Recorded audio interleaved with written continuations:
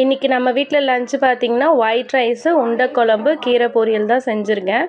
உருண்டை குழம்பு எப்படி பண்ணுறதுன்னு தான் இன்றைக்கி காமிக்க போகிறேன். 2 மெத்தடில் பண்ணியிருக்கேன், வாங்க பார்க்கலாம்.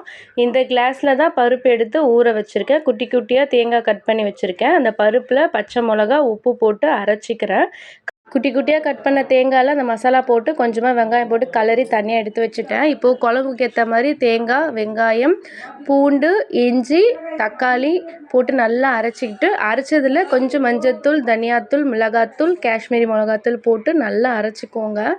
நல்ல ஸ்மெல் போயிடும் இந்த மசாலா அரைச்சிக்கிட்டாலே. கொஞ்சம் நம்ம மசாலா தனியாக வச்சு அதில் கொஞ்சம் கொத்தமல்லி போட்டு நல்லா கலந்து இட்லி குக்கரில் உருண்டை பிடிச்சி வச்சு வேக வச்சு எடுத்து தனியாக வச்சுடுங்க.